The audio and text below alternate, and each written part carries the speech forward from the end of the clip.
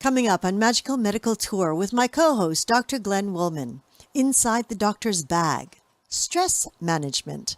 Do you know when you are under stress? How is stress caused? Why does it affect our health? This and more coming up next here on YHTV.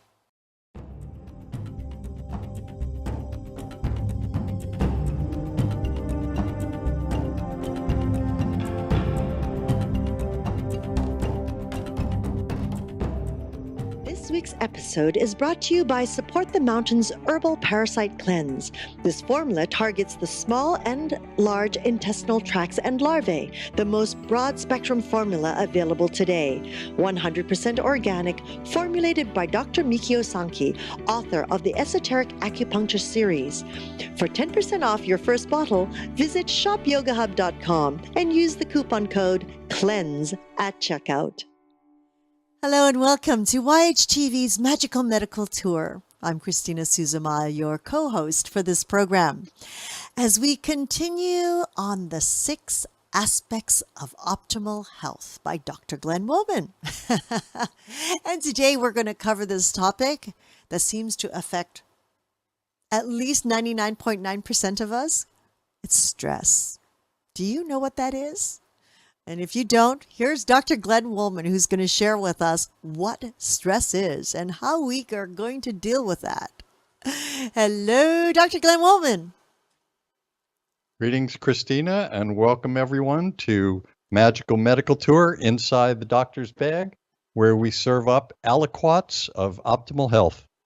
And as you said, today, another one of the aspects of optimal health, and it's not stress. That's not an aspect of optimal health. Stress management is the aspect of optimal health. But as you said, the important thing is for us to understand what stress is first, and that will give us the reason why we need to manage it. So, Christina, you deal with stress. What is stress to you? What do you think it is? What's your definition, or what do you think's happening? Sitting here at this moment now. No, I'm just kidding. Actually, no, this is like part of my meditation because I love doing this so much. This is the most fun part of your life, I'll bet. There you go. What is stress? What is stress? What is stress? I mean, I have to say,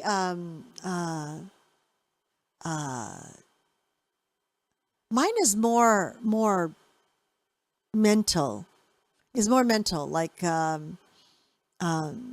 sometimes I find the drama that happens in life, or the drama that family could put upon us or we perceive, that's very stressful. That's the kind of stress.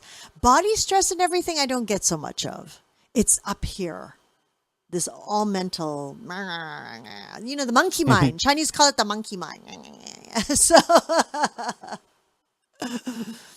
A lot of us call it monkey mind. And I will say to you that most people, as you said, 99.9% have stress, but don't really know what it is and just deal with it. And when you said for you it's mental and not as much physical, the reality is that for everyone, it starts out mental because there are reactions in the brain that set up a process that based on our fear-based neurological nervous system, we need to protect ourselves from bad things happening to us. So the body has parts of its brain that can react even before you consciously know things, that you're in a situation that requires extraordinary activities in your body and mind.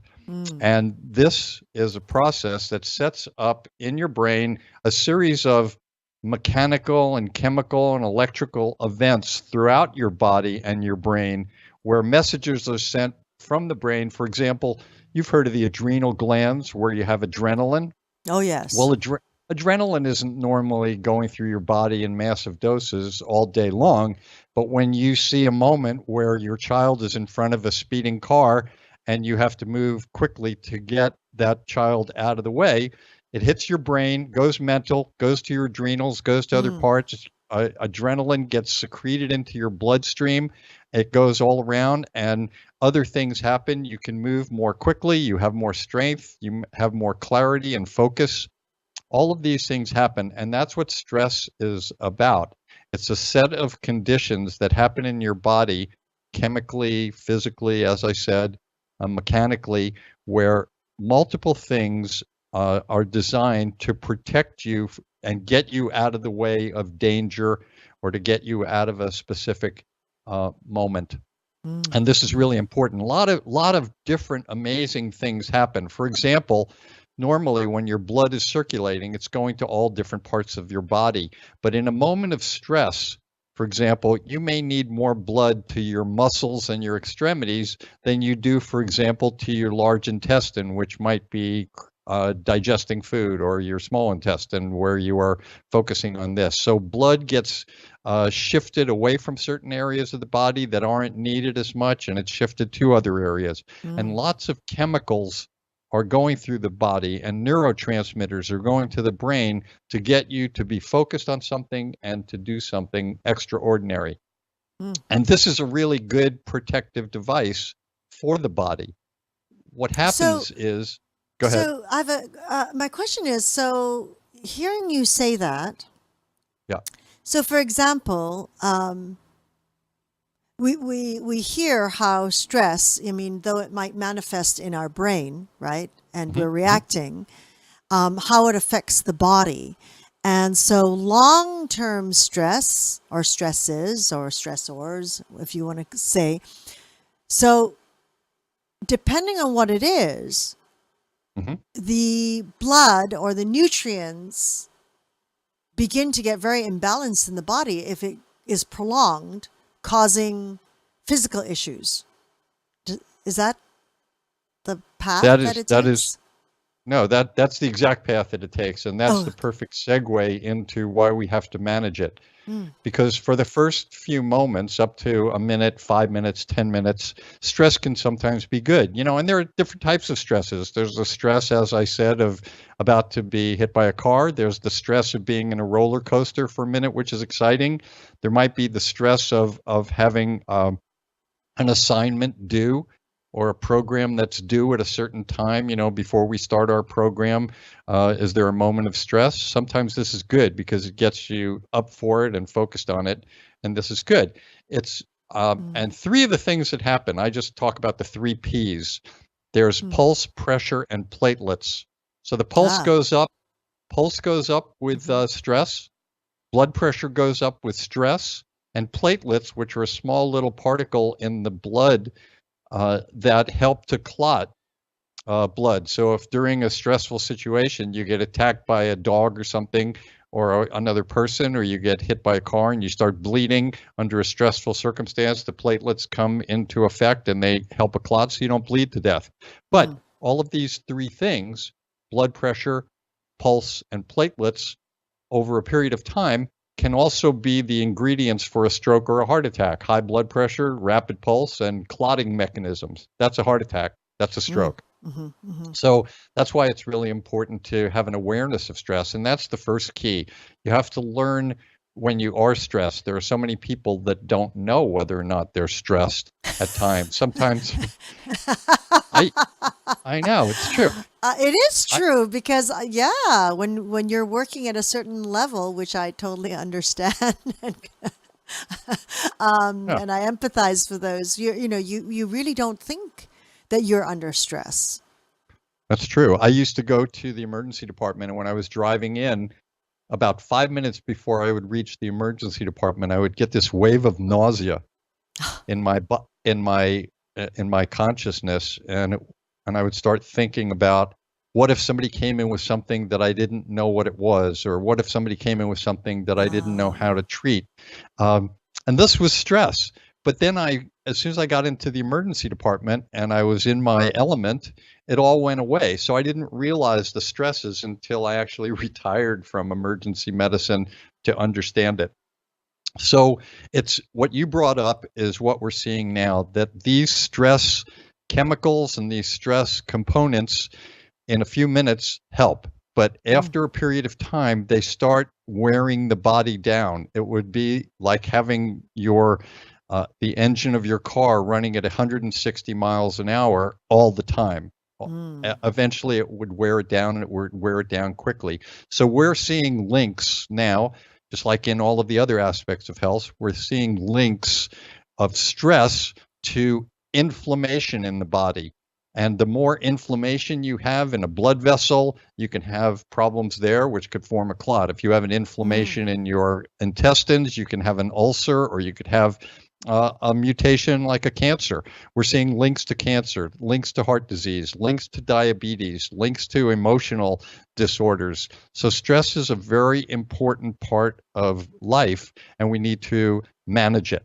So the first step in management is to recognize that you are stressed. The second step is to then try and learn what are the triggers that stress you. Once you start knowing those, you can help to avoid stress. You may need it at certain times, but sometimes you can't. And when you can't help it, you have to be able to accept the stress for a few moments because it's necessary. But then to stop it from being prolonged, you need to have some tools and methods. So the first tool and method is just awareness of all the dangers that can happen to you. Remember, I said platelets, pulse, and pressure. Those are big dangers, and inflammation, all of these things. So one of the things that I recommend is to have a practice to be aware of stress and to calm it down. And when you practice this, the more you practice it, whenever you get into a stressful situation, you will be able to stop that stress. That's why I designed the Wallman Metaphor Square Breath. And I really recommend that everyone go to my website, glennwallman.com, or to Yoga Hub, or on YouTube to look up Metaphor Square Breath and learn it. It's really good for you. It's basically taking a breath in, holding it, taking a breath out, holding it, and repeating it a number of times, and doing it with purpose and concentration. And this in itself will help deal with stress. But you've got to have it as a practice so that when you are actually stressed, that when you start to use it, it will immediately start calming down your brain. It will slow your breathing down. It will slow your pulse down. It will slow your blood pressure down. It will slow the inflammatory chemicals down, and it will put you back into a better state of calm, which reality is the place where you want to be. So I really suggest that people learn either the Metaphor Square Breath or some other technique to just calm yourself down. But you need to have this as a daily practice. And one of the reasons that I suggest and call it the Metaphor Square Breath, aside from it having 4 parts to it, doing it over a count of 4 seconds or a count of 4, and repeating it 4 times in one period. I also say that everyone should do it 4 times a day. You should do it first thing in the morning when you wake up. You should do it at night before you go to sleep, and then pick 2 other times during the day. It could be a special time, or it could be a time when you're actually having some stress. And as you start to learn it, it will set up neurotransmitters, which will help you, and it will set up neural connections that will let your body know that you recognize you're under stress and you want to now change that. Yes, I think it's, really that breath is in itself almost a form of connecting to meditation. And it's really lovely, and I do recommend anyone to do it. And I've gotten to the point, Glenn, where I actually am able to extend it even longer. So it's really lovely because it kind of just brings everything down really quickly. It's wonderful, and practice makes perfect. You can't expect to feel comfortable with it the first few times. Well, some do, but I would say, practice makes perfect. It's once you do it, it almost comes automatically after a while. When your body sort of knows I'm going into that area, it almost does it automatically. It's amazing. It's exactly what it does, and that's what it's designed to do, because you've set up these neural circuits in your brain, and they're just waiting for a moment to recognize that that's the circuit you want to do. Just like if you tried to say you had a cup in your hand and you wanted to take a drink of water, there's a circuit that says flex your bicep and your hand will bring the cup up and you drink something. Well, the same way, when you start that metaphor square breath, even taking the very first inhale, it sets up that neural circuitry and it starts calming you right away. And I say that's why when I start telling it to people about 4 seconds, eventually what you did is you make it a 4 count, and that 4 count lasts a lot longer. You can make it as long as you want. And that teaches you not only to calm down and to get connected to yourself, but it also, one of the interesting things is that it really connects to one of the deepest portions of your brain and your brain stem, what we call the medulla oblongata, big word for a short aliquot of optimal health, but the breathing centers of your brain. So you are actually able to, by doing this breath, focusing on the deepest portions of your brain, and that is very primitive and it's very helpful to you. And the more that you can control that, better off you are. Now, what do you think, and how do you feel about like supplements, like, vitamin B, and, you hear of kava and things like that? What are your thoughts on that to help cut the edge of stress? I think it's a really good question. I usually say that supplements should be used when you need a supplement. If you're eating something that has lots of vitamin B in it and your vitamin B levels, all of the different vitamin Bs, 1 to 6, all of the different ones, the thiamines and the riboflavins and the niacins and all of those, if they're at a normal level, you don't need a supplement. But if they're not at a normal level, and that could be checked by a simple blood test, doctors, then you should take a B supplement. I found myself to have a low vitamin B level, so I take a vitamin B supplement. I found that I have a low vitamin D level, so I take a D supplement. But I don't take a multivitamin, because in many cases the things that I'm eating are have enough of those in it, so you don't always need excesses. Now, we can talk about certain diseases where this may help, or under certain conditions, maybe during a cold where you need extra things, you might need a little vitamin C more and zinc and a few other of those things.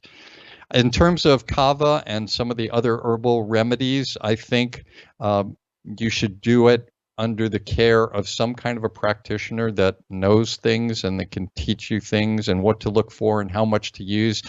For example, we say, oh, chamomile tea, right? Or chamomile tea. Just have a cup of that and that will relax you. Well, in medicine, we actually need doses of things, unless you're talking about homeopathic types of remedies where there's a different concept. But if you took only 1 milligram of penicillin trying to get rid of a bacterial tonsillitis, it's not going to work. So if you take 1 tea bag of chamomile tea, it may not have the dose that you really need for an effect of calming. The same thing with kava, the same thing with many of the other plant-based and herbal remedies. It should be done under the care of someone. So you're taking a right amount and you're using it for the right purpose and not abusing it. One of the problems we have is that people think, oh, I'm stressed every day, so every day I need to take kava, or something else. And that's not a good way to deal with things. But I'm glad all of these things are out there so that under certain circumstances, they're good for you. Yes, I agree. And yes, of course, always under a practitioner's suggestion or guidance is always wonderful. So, well, thank you so much, Dr. Glenn Woolman. This was a great moment on stress management. Right. Stress management. That's the key. Great. Thank you, everyone. And I look forward to seeing you another time on Inside the Doctor's Bag or in Magical Medical Tour. And until that time, I wish you all optimal health. Thank you, Dr. Glenn Woolman, and thank you to each and every one of you for joining us here today. We look forward to bringing you more. There's still a few more aspects towards optimal health that we will cover with Dr. Glenn Woolman.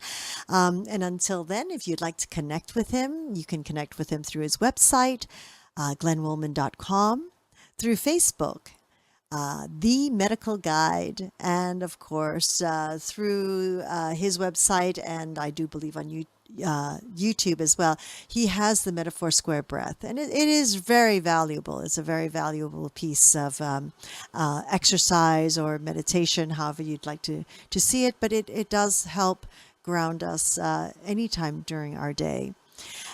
So we would love to hear from you. If you would scroll down, if you're watching us through your website, scroll down on your website and add a comment to the comment box. We'd love to hear what you would like to learn more about. So how can we, and what information can we share with you? And also, if you'd like to give us a call, it's very simple at 818-LETS-TALK. 818-LETS-TALK. And if you're watching this through YouTube or listening to it through iTunes, please give us a like or even share it with your community through Facebook or anything like that. It would be very helpful for us to help others in communities and in different parts of the world. That would be exceptional. Thank you so much for joining us, and we look forward to bringing you more. Namaste.